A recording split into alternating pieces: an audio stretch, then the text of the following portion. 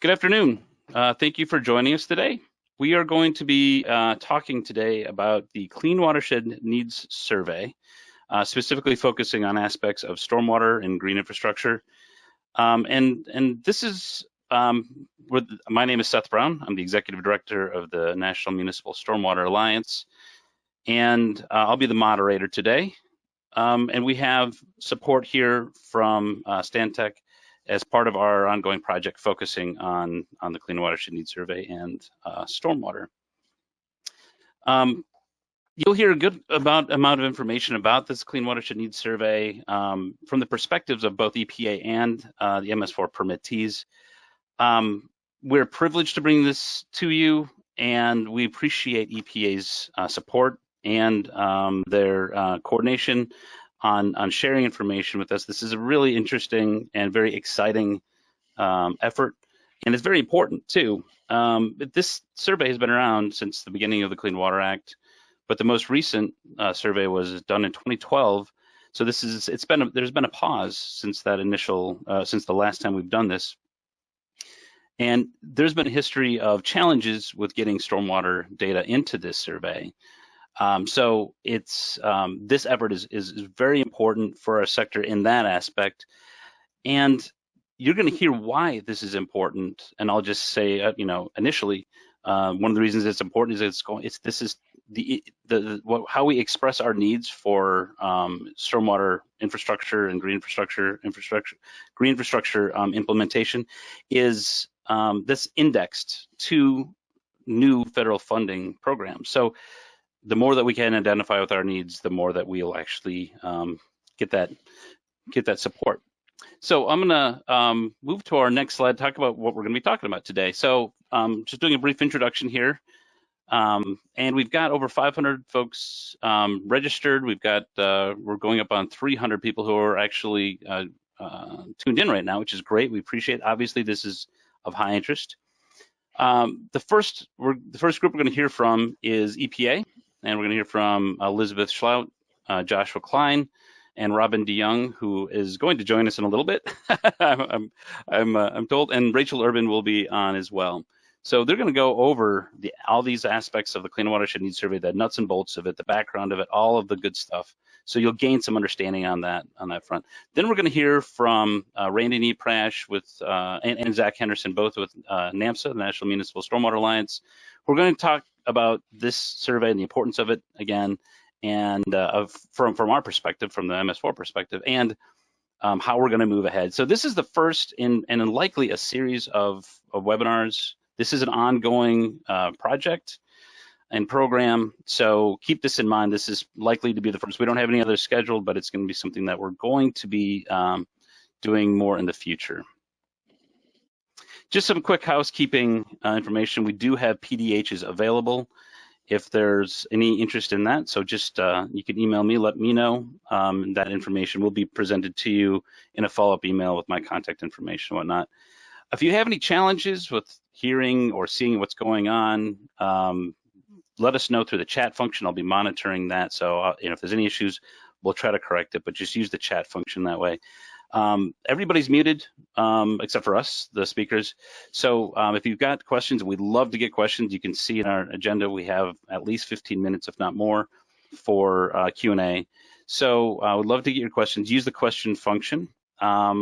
And also, there's the slides that are being shown today are all available in one PDF in the handouts section of the application, the GoToWebinar application. And portions of this, not the entire thing, but portions of this was going to be recorded and posted to NMSA's YouTube channel. We'll let you know.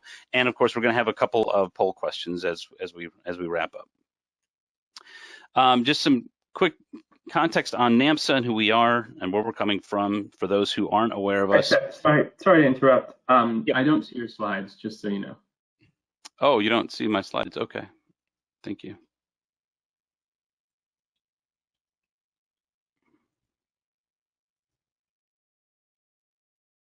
Thank you for letting me know.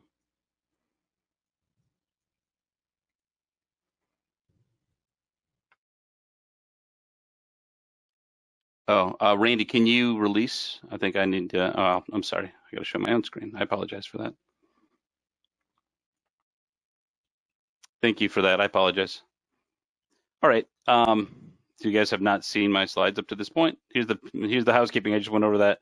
For the National Municipal Stormwater Alliance, we are a national organization that's primarily comprised of state organizations around the country that focus on the MS4 sector solely.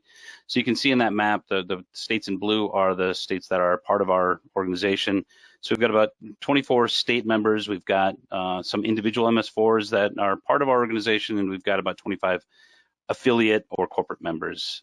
For more information on our organization, you can go to nationalstormwateralliance.org on that front. A lot more to say there, but we want to move along here. So also, we had, as of I think yesterday, we had 530 people or so from 46 different states that have joined in. So there's a lot of interest, broad interest here. We appreciate you guys joining us for this.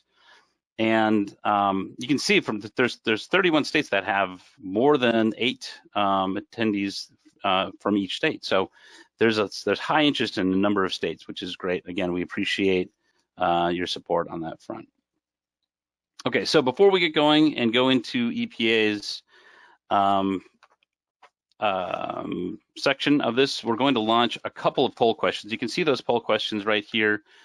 We want to know your roles, where you're coming from as far as the role that you play in your organization, and we also want to know your knowledge. How many folks know about this survey? So I'm going to launch that poll right now, the first poll. Give me 1 second.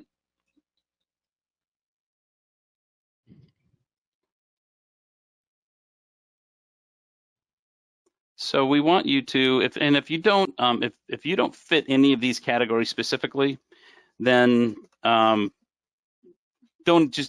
answer it.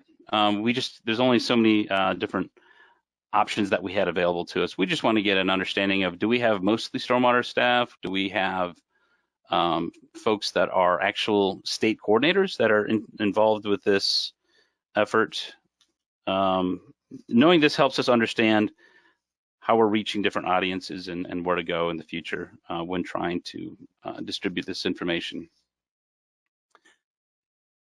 And we got about 75% of you have voted now. So I am going to close this and we can see the results here.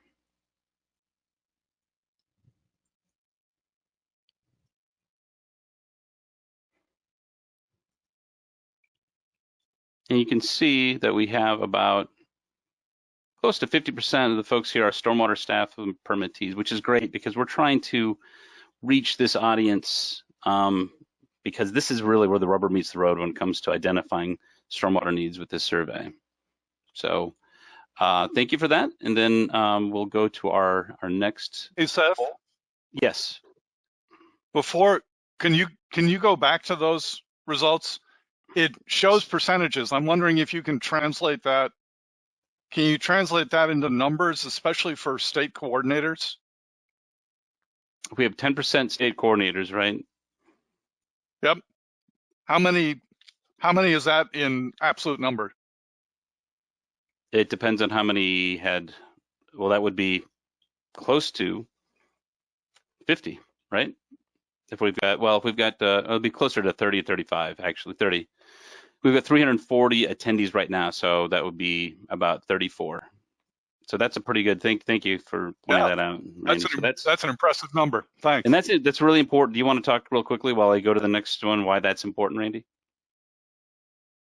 Sure. It's the states have an essential function here, and each state has one or more state coordinators that just do a ton of work on this. And Josh and Elizabeth will talk more about their functions.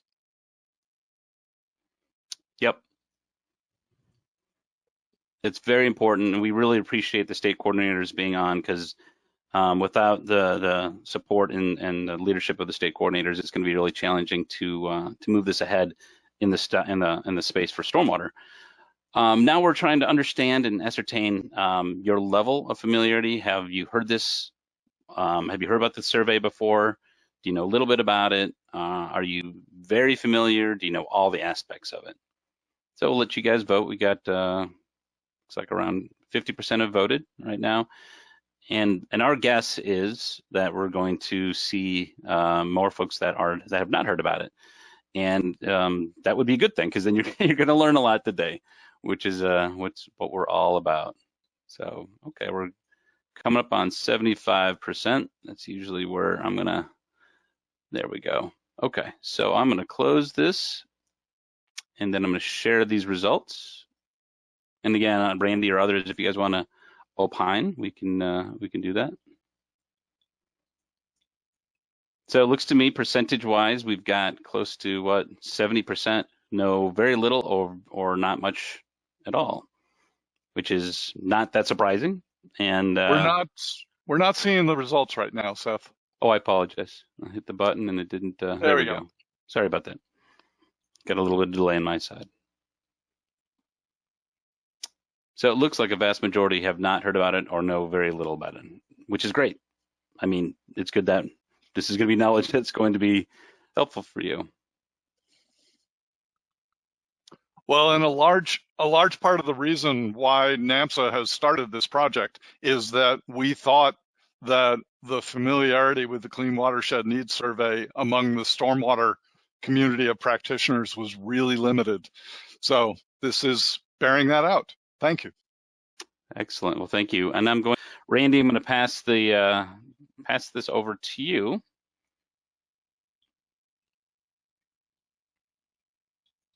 Let me know if you've, there we go. We can see your slides now, so go forth.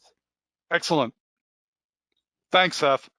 And thanks to the EPA folks. This is a remarkable presentation, really dense material, but also valuable and instructive. So I'm Randy Neprash. I'm based in Minnesota. You can see on the slides here my affiliations. I am joined by Zach Henderson, who's based in Maine. And again, on the slide, you can see Zach's affiliations. I want to be sure, Elizabeth mentioned this, but please be sure to open the handout function in the control panel and find the link to the PDF file and download that. Because there were web links in the EPA proposal. There are going to be web links in my proposal, our proposal as well. So you're really going to want that file. So we want to start with a heartfelt statement. I'm going to let folks read it, including hopefully the EPA partners. This is not a polite formality on our part. This is genuine. The EPA folks have put a lot of work into this, and their commitment to getting better stormwater numbers is really clear and just greatly appreciated. And we wanted to start the NMSA presentation with this statement. So we're going to cover some of the points that Josh, Elizabeth, and Robin covered, but from a slightly different perspective, that of the MS4 permittees in particular. So one of the first points is, why is the Clean Watershed Needs Survey so important? And arguably the first statement at the top of this slide is the most powerful reason. In 2012, the stormwater needs were significantly understated. And as long as that's the case for the entire stormwater sector throughout the United States, stormwater will just not get the focus or funding that it merits from Congress. That's a huge deal. Josh and Elizabeth also mentioned how this informs funding allocations for other federal programs. One in particular is the Overflow and Sewer Grant Program, currently funded at about $67 million a year, but in the latest big infrastructure bill, Congress has already authorized bumping that up to $280 million a year. So we're starting to talk about real money. Half the allocation formula that determines how that money is distributed among the states is based on the needs in the Clean Watersheds Needs Survey.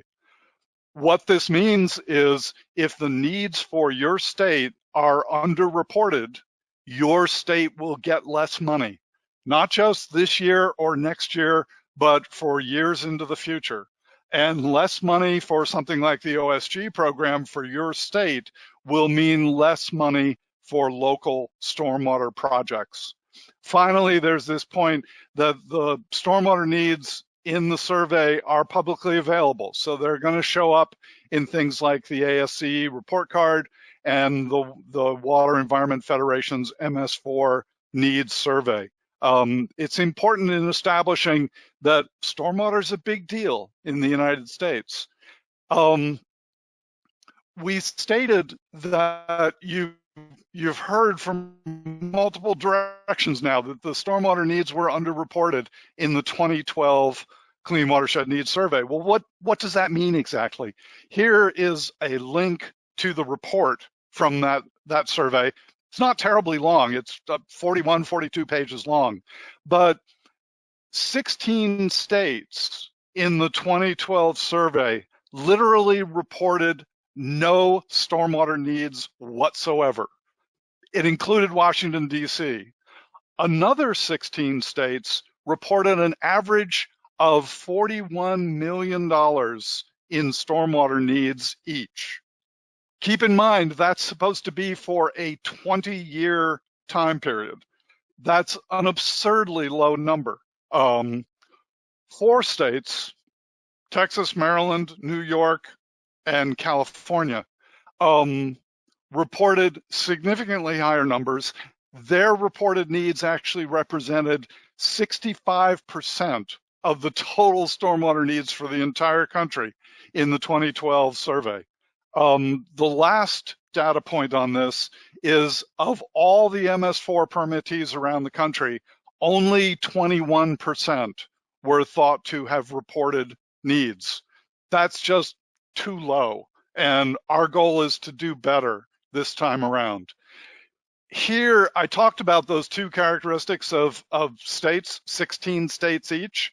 On the left-hand side of this slide, these are the states that reported no needs. In the middle or the right-hand side of this slide, these are the states that reported an average of $41 million each. So take a minute, please. See if your state is on either one of these lists. Because the next question is, if your state is on one of these lists and you're a local stormwater program that believes that your state should do better, what should we do as local programs?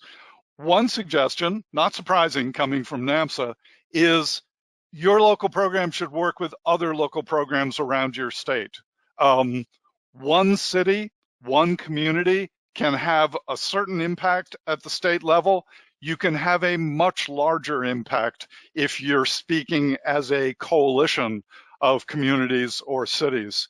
So if you don't have a state coalition, NMSA now has 24 member organizations or state or regional level coalitions throughout the country. That leaves 26 other states. So you should consider a state coalition, if only to address this particular situation. It's certainly useful and valuable for others. You should contact your Clean Watershed Needs Survey state coordinator. Josh and Elizabeth talked about that. And you may want to contact your state's Clean Water State Revolving Fund agency as well. You're going to want to consider whether your state may lose out on future federal funding for years to come. And everybody should consider that it's important for Congress to see a reasonably accurate statement of the stormwater needs nationwide, but also in your state. Here are the links for how to find the state coordinators. There's also a link here for finding the state agency staff that run the Clean Water SRF programs in each state. What I'm doing with these web links is providing one hyperlink in kind of the short shortened version that most web browsers provide nowadays, but then also providing each web link as the full text from the URL address. We want this to work for everybody. So it is really important to understand which needs are eligible to be included in the survey. The phrase that's used is eligible to be funded by the Clean Water SRF program. It does not need to be already funded. Actually, if it is already funded, it cannot be listed as a need.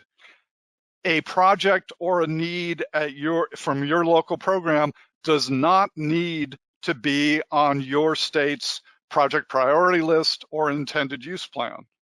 Your project and needs do not need to have applied to be on the PPL or IUP in your state.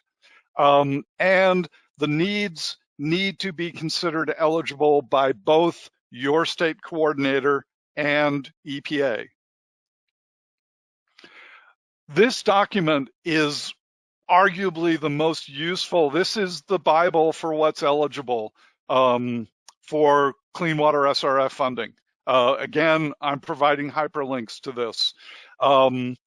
There is a page devoted to types of stormwater needs in this document. There are 2 other pages at the very end that list needs related to planning and assessment. These needs are also eligible, or they can be, for the Clean Watershed Needs Survey. So I recommend really highly pulling this thing down. It's only 26 pages long, so it's concise and useful, highly instructive. As Josh mentioned during the EPA presentation, it's the federal eligibility guidelines that govern, not necessarily your state's guidelines. In some cases, your state's guidelines may be more stringent than the federal guidelines, in which case you're going to have, well, and there's some other points too, which is some of the types of projects, needs, and documentation are going to be new and somewhat unusual in the eyes of your state coordinator. The coordinators generally are much more accustomed to working on the wastewater side than they are on the stormwater side. So you're liable to have some interesting conversations with your state coordinator. Our suggestion is get in touch with your state coordinator sooner rather than later. Start those discussions now. The state coordinators, as I said, know how to do all this for wastewater. They're less familiar with the stormwater side of things. You need to keep in mind in talking with your state coordinator that they have a lot of work to do on all this, but in most cases, they have a very limited amount of time. They have limited amount of funding from their state agency to do all this. So you need to be patient. You need to be as helpful as you possibly can, but you should also be persistent and understand that the state coordinator may not be the ultimate decision maker. So you may need to talk to some other folks at your state agency as well. To better understand the state coordinator's role, I recommend taking a look at the state coordinator manual, which is not posted to the web, but as I'll say later on, we'll make available on the NMSA website. This document is a doozy. It's 170 pages long. It's almost certainly more information than you will need, but it is useful and in some cases interesting. Here's one example. There's a couple pages in the manual that are devoted to a list of document types that are already pre-approved by EPA. Josh and Elizabeth talked about that a bit during their presentation. This is a really useful list, and this is the kind of thing that's in the coordinator's manual and make it worth looking at. The last thing to keep in mind about the state coordinator's function is that some states have already contracted with a consultant to help with particularly the stormwater side of the state's work on the Clean Watershed Needs Survey. Some states are just in the process of doing that now. So you may want to track that in your state. What are the next steps for NMSA and for local stormwater programs? On the local program side, it's important that we all understand the needs and project eligibilities as best we can. We need to understand how the documentation that we already have can be used in this process pretty efficiently and without a whole lot of work. And that's an area that you're going to want to start a discussion with your state coordinator. And then the local programs should also consider need for a state-specific approach in your state and start to discuss that with your state agencies. As NMSA works out more of the details related to documentation questions and issues, as well as collecting state-specific approaches, both ideas and actual proposals that are reviewed and approved by EPA, we will be posting this material to the NMSA website. I'm going to be working on this in Minnesota. Zach is already working on it in Maine. We would like to hear from other states. So here's my email address. And if you've got things to report, things you want to talk about or ask questions about, please get in touch. We already know that some of the details are going to be interesting and somewhat challenging. So we think the guidance that we will be generating, but also some guidance that's liable to be forthcoming from EPA, say frequently answered questions, for instance, is going to be interesting, somewhat surprising, but also useful and important.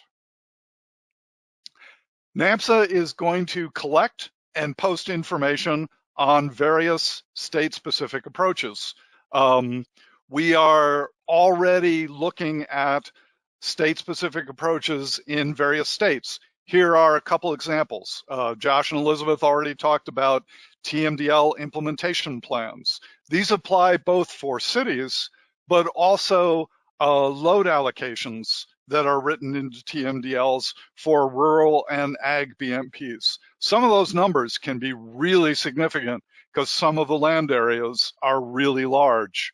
One of the things we're looking at in Minnesota is almost every city does neighborhood street reconstruction work, and all of those projects now have significant stormwater components to them. So we're looking at ways to incorporate those cost needs. And then the possibility of extrapolating city stormwater needs based on a robust set of needs from a number of cities. Elizabeth talked about that in the context of the New Hampshire state-specific approach. We expect to be offering additional webinars on this. We don't have topics or time for those yet. We expect to create a Clean Watershed Needs Survey information repository on our website. We're going to use the emails that you provided to us in the registration for this webinar as the basis, the beginning of a distribution list for a new Clean Watershed Needs Survey newsletter. You will have the opportunity to opt out, but the repository is going to include things like slides from the webinar, web links, documents, state-specific approaches, examples from cities, and additional information from EPA. And with that, I am done. Seth, I'm going to turn it back to you. And I'm going to suggest that I just keep this slide posted up here, if that's okay. That makes sense. Before I make any comments, because we do have a number of questions that I want to share. Zach, I wanted to see if you had some comments or thoughts to share. Yeah, no, thanks, Randy, and I think that's a fantastic overview. I do want to say, and I've been involved in work with the coordinators in previous surveys, and I do know that they're overwhelmed with just getting wastewater needs collected. So, Randy, that was a good point. And for us in stormwater, I think it's a little bit of a long play here for all of us.